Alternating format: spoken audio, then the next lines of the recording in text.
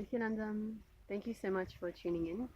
In today's sharing, I wanted to talk to you a little bit more about the third eye, and in particular, my experiences so far with having my third eye awakened and what I've actually experienced from it, the breakthroughs that I've had. And again, I wanted to reiterate through my sharings how it's really helped me in my life. So there's a lot of skepticism I know out there, firstly, as to whether or not the third eye exists in the way that we've been told it does.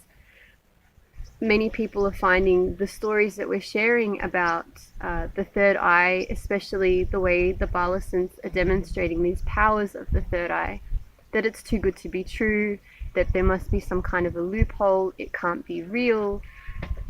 There's a lot of skepticism out there, and I'm not new to this skepticism. I've seen it from day one. I remember when Swamiji was first sharing that he would do mass third eye initiations where the third eyes of people all around the world would be awakened en masse. Even I found it difficult to digest. I didn't even quite understand what it meant. And I've seen people gobsmacked. Even when we've done demonstrations, we've shown that the blindfolds that are being used are fully sealed. It's completely black. There's no way light can enter in through these masks. Initially, we used to have just regular blindfolds. Then, because of all of the skepticism, we had special eye masks designed which are actually used surgically for any kind of eye surgery where no light is able to get through. It is completely opaque, it is completely black, so it shuts off everything and anything visually. And people have tested these eye masks, they've seen for themselves that there's no trickery involved, there's nothing at all that's able to penetrate this mask. I've seen them, then the same mask is then put on the kid giving the demonstration or the adult giving the demonstration. And when the reading is done perfectly, when they're looking through their third eye and they're able to verbalize exactly what's written or shown on that piece of paper, people just sit there in disbelief because it's not something that we've ever really seen before. And Swamiji has been saying for so long now that yes, science is yet to catch up with all of these spiritual truths that have been revealed in the ancient Vedic texts.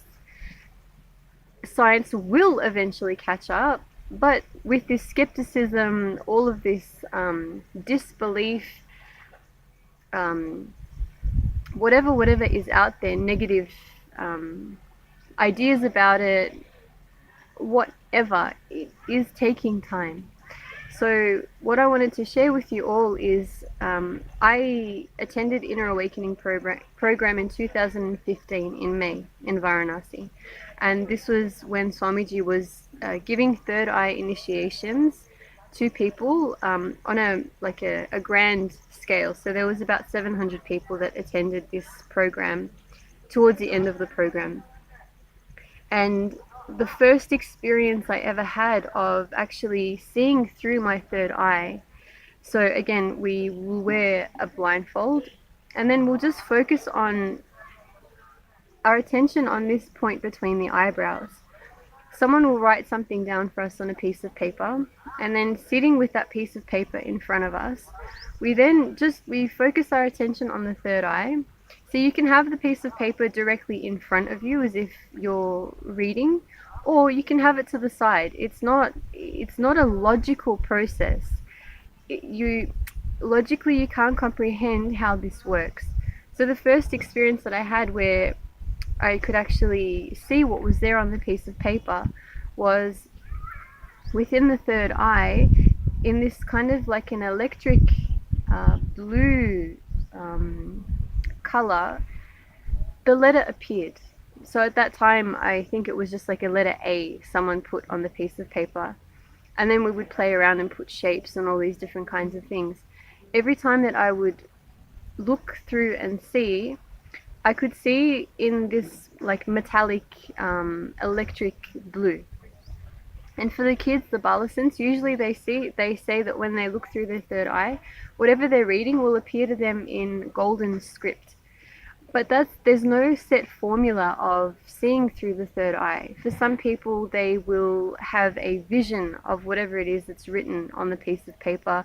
Some people will hear it in their inner ear. They might have hear a voice telling them what it is that's written there or what it is that's shown there. For each person, it expresses differently, uniquely, individually. So it's one of these things where unless you experience it yourself, of course it's going to sound a bit crazy, it's going to sound a bit far out, and it might even sound too good to be true. So, and this is not why the third eye is open. It's not so that we can show off that there's these extraordinary powers. No, this is it's a demonstration of what we can do with the third eye, how we can actually see through it as if it's an eye. But I wanted to share with you all how it's actually helped me in terms of gaining more responsibility in my life, in how I understand that I'm really the creator of everything in and around me. Everything that's my reality, how I'm contributing to that, good or bad. So, as a part of last year's program, Sadashivoham, Swamiji he found in the Agamas, there is a description of it's called sacred eyeliner, or Jnananjana. And he was sharing that this eyeliner, what it does is there's references in the Guru Gita that it's the remover of ignorance. And he was sharing that when manifesting powers through the third eye, it will give us a breakthrough in that. See, like I said, when I would see through my third eye, it was this like electric blue where things would present themselves to me. Visions that we have through the third eye, we'll see them in like high definition. If you're seeing something in like 2D, it'll become like a 3D HD vision. I, again, didn't quite comprehend what it was that Swamiji was saying when he was saying these things. I just thought, okay, cool. This is obviously like the next level that we'll be expressing powers from and we'll be seeing in this way. He also said that it will help us in seeing our blind spots.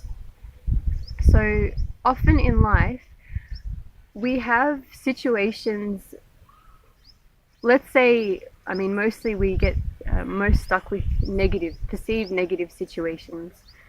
So events that happen to us, and we wonder why has this happened. For example, you just somehow manage every week at work to get into a similar kind of an argument with a colleague or your boss. And your frustration is there with them, thinking, God, why are they doing this? Or why can't I just get along with them? Whatever it is that you're struggling with in relating with them. Usually, if this situation keeps manifesting, or let's say, for example, you end up having a similar money problem time and again, and you just can't see how is this always happening to you in your life, it means there's some kind of a blind spot in you.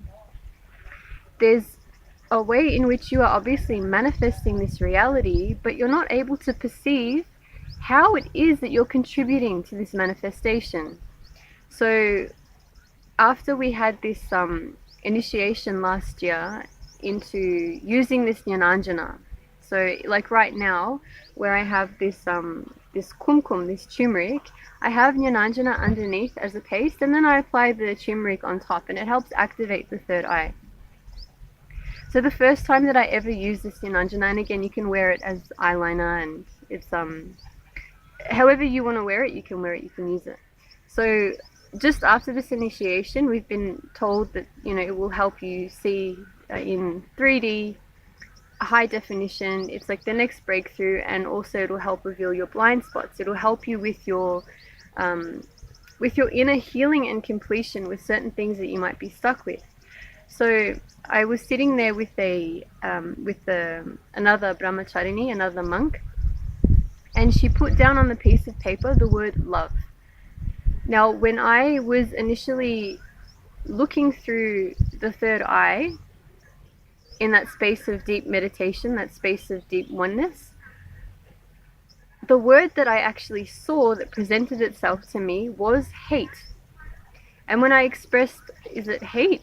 This is what is being shown through the third eye. She said no. But she said maybe sit with that whatever it is that's coming up, sit with it. So then I sat with that, with the word hate, and just meditating on that word itself. It started bringing up a certain feeling in me, a kind of unease.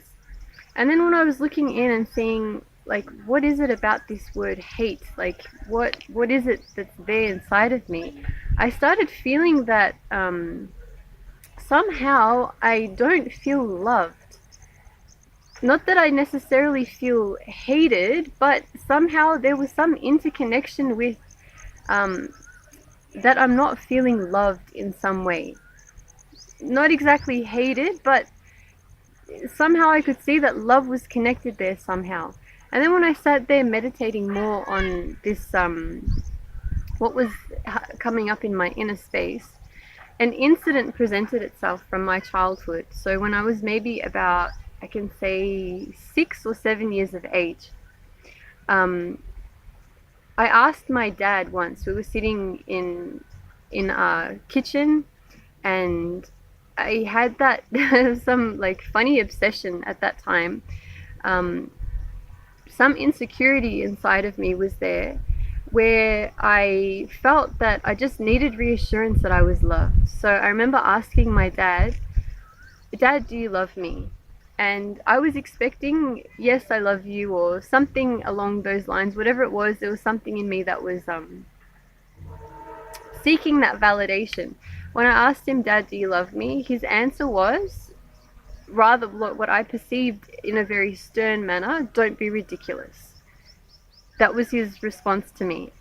So me at that age, it left this like, A, it was unexpected, and B, I took it in the way that it's a ridiculous question to be asking him. I didn't take it as a confirmation that he loves me. I took it that, oh my God, he doesn't love me.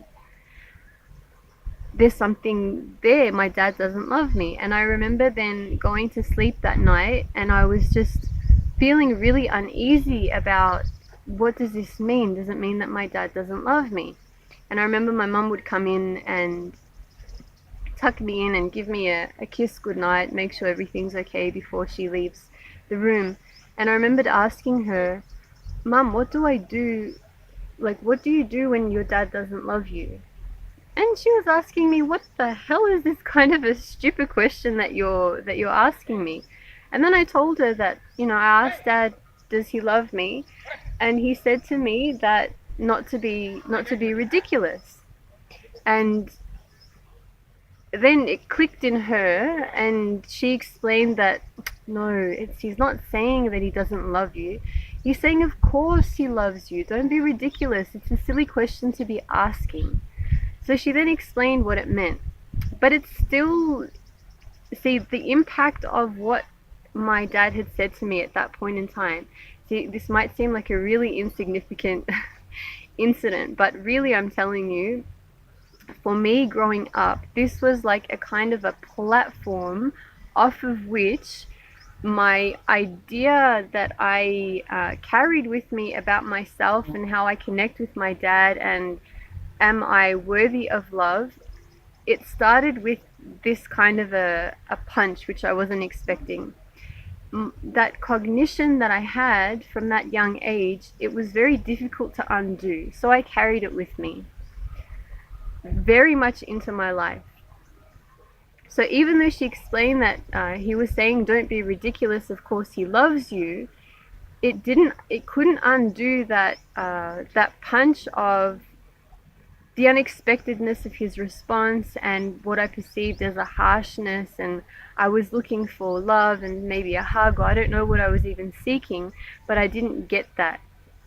So this incident I had carried with me, and as much as I tried to heal it by reliving the incident. So part of what we do to relieve past hurt, past pain that we have is it's a completion process Swamiji has made a part of his inner awakening program, and it's helped heal many, many things inside of me. So I had tried to, and I have done completion with this particular incident, understanding where my father was coming from when he gave me this response that of course he does in fact love me, but somehow there was always some kind of underlying resentment of, why couldn't he just hug me and tell me he loves me and be cuddly, and like this fighting was always there for why he responded the way he responded. It was always this feeling of why did he have to do that? God damn it. Could he not have been any sweeter to me? So anyhow, all of this has come up. I'm reliving this incident, and then I had a kind of a click. Something happened inside of me where I realized the whole trigger for the whole series of like this event that ensued was me not feeling that I'm loved by not just by my dad, which I've then projected onto him, but there's some insecurity inside of me which is triggering me to even ask that question of, do you love me? So the blind spot that was revealed is this whole incident itself.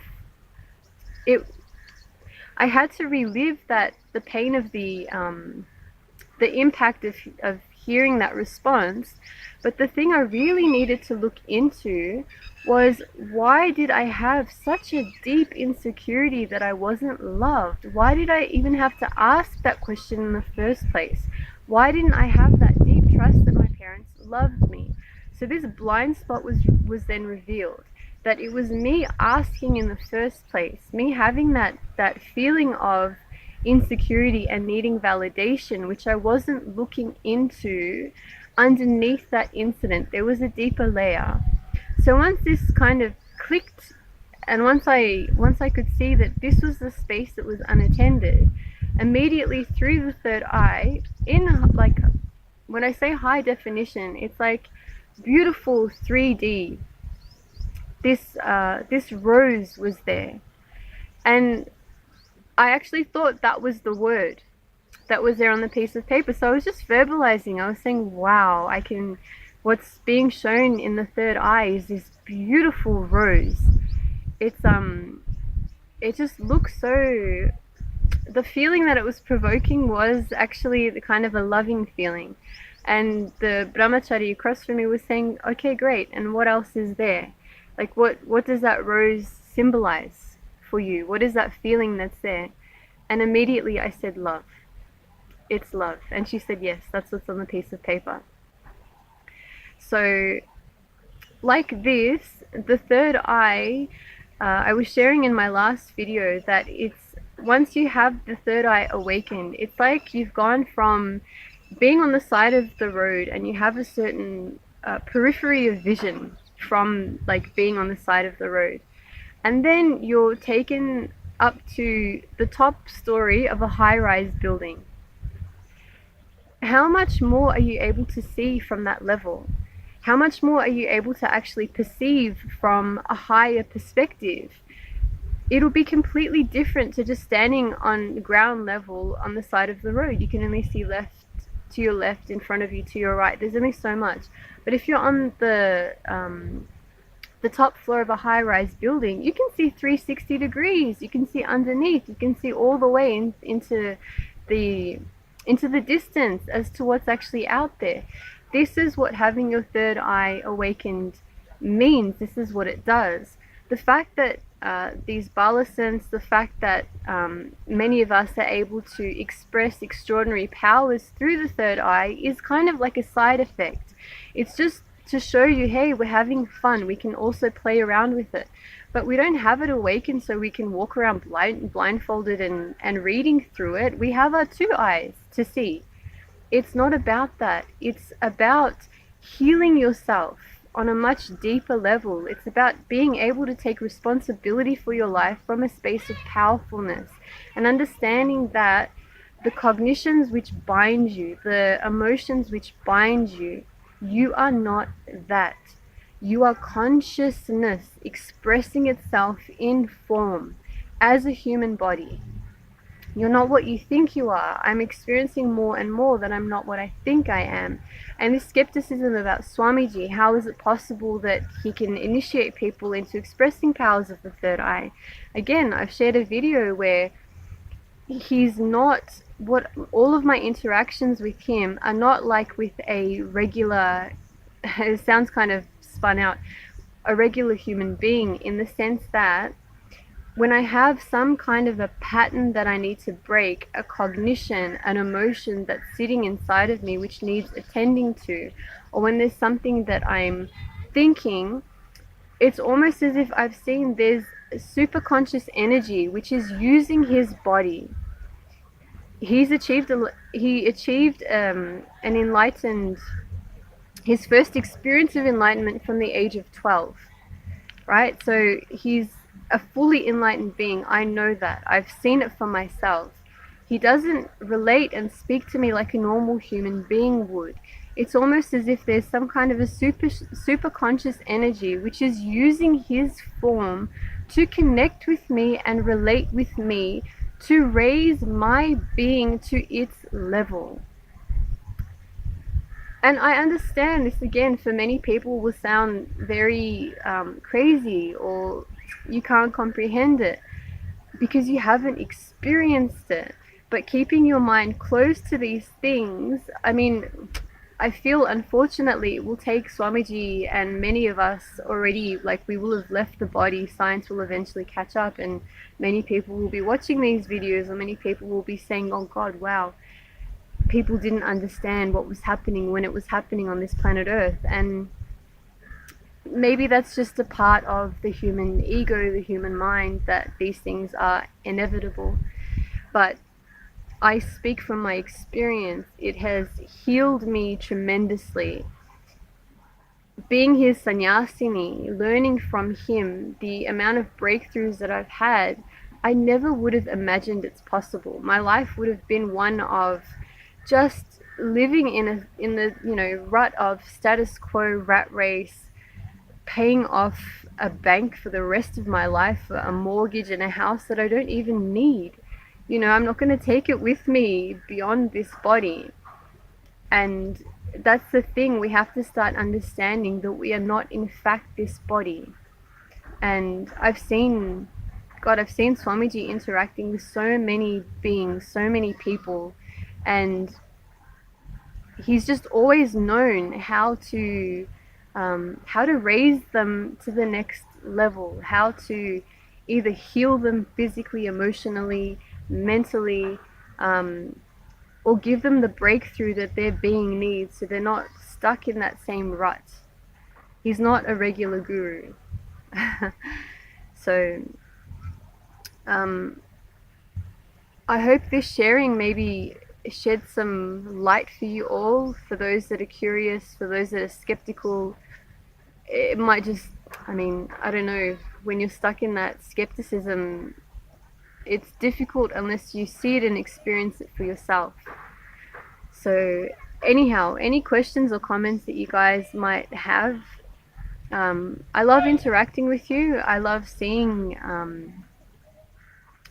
and reading your perceptions about these things.